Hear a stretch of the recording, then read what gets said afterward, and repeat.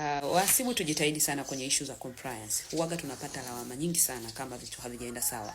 Na tukumbuke kwamba issue za compliance zina madhara makubwa sana. Hata mkaguzi anapokuja akagundua labda kuna kodi hamkuipeleka kwa wakati au hamkuilipa kabisa, ni kitu ambacho kinaweza kikaleta mashaka kwenye opinion yake. Kwa hiyo tujitahidi sana tunapokuwa kwenye maofisi, wajibu wetu kwenye mambo mazima ya compliance tuwe very very makini. Yawezekana wewe hujui, lakini fuatilia. Mimi ninasema kila siku unaruhusiwa kwenda hata TRA kuuliza, industry yangu ni hii, kampuni yangu inadili na haya, mambo gani mimi napaswa kuyajua upande wa kodi, mambo gani mimi napaswa nihakikishe kampuni niliopo tuna comply nayo.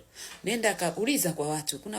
Tuna groups jamani za wahasibu, tuna groups za CPAs, tuna groups nyingi. Eleza, mimi jamani ni mgeni, kampuni yangu inadili na hiki na hiki na hiki na hiki. Issue za compliance zimekaaje?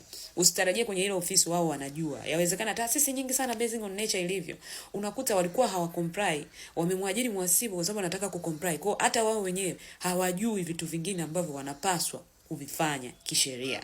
Na wanakutarajia wewe kama msomi, wanakutarajia wewe mwenye taaluma hiyo ukawa guide accordingly. Wakikataa kucomply ni wao, lakini wewe umeshawaambia kwamba kwa sisi bwana tunatakiwa kila mwezi tufile return, tunatakiwa kila mwaka labda tufile return, kila mwezi tufile VAT, tunatakiwa tupeleke michango ya wafanyakazi NCCF, tunatakiwa tupeleke michango WCF, tunatakiwa sijui tupeleke wapi switi huko, tunatakiwa yani hakikisha zile compliance unazijua na unaikumbusha kampuni unaoifanyia kazi, kwa sababu penalty zake ni kubwa. Usifanyishe kampuni ikaingia kwenye penalty kwa sababu tu wewe ulisahau au ulikuwa hujui. Penalty ni kubwa sana. Kuna penalty nyingine mpaka ukikuta mtu kaipata unasikia uchungu. Penalty wanalipa hadi milioni 20, milioni 25. Aidha wamekosea time, itakiwa kitu kilipo siku fulani kikachelewa, unajikuta hilo lawama watakubebesha wewe. Yaani asilimia kubwa wewe utabebeshwa au masuala ya compliance, sijui ya TRA, sijui vitu gani. Hakikisha hivyo vitu uko navyo in touch.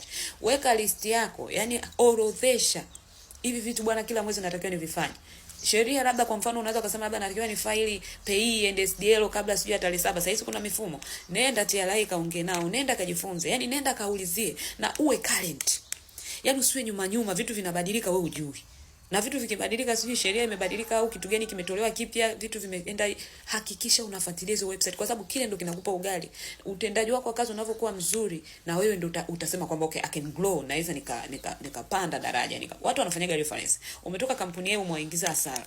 Umeingiza hasara kivipi? Labda ulisahau kwamba wanatakiwa kufaili hiki na hiki na hiki na hukuambia. Ukute kampuni walikuwa tayari kulipa, ila wewe kama mhasibu ulisahau. Kwa hiyo tujitahidi. Wanaweza kupiga simu kule ulikofanya. Kwenye CV umeandika mimi nilifanya sehemu fulani.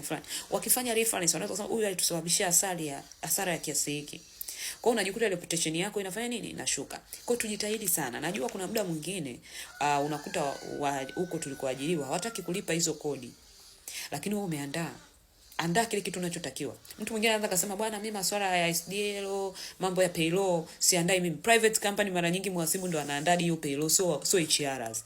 Unakuta wewe mhasibu ndo unaandaa hiyo payroll. Yaani unajikuta una multitask. Wewe mwenyewe ndo cashier, wewe mwenyewe ndo head of account, wewe mwenyewe yaani kila kitu unajikuta mhasibu anaye huyu afanye vitu vyote. Kwa hakikisha unavijua. Watu wanaamini kama mhasibu masuala ya compliance atawasaidia. Kwa hakikisha kweli unaisaidia kampuni isiingie kwenye shida, utalaumiwa.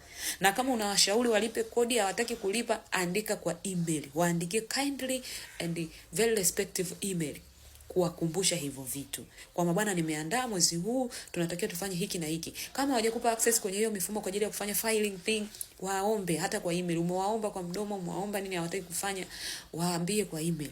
Ile itakuja kukusaidia baadaye wanapokuja kukutupia lawama kwamba wewe uliwaingiza hasara.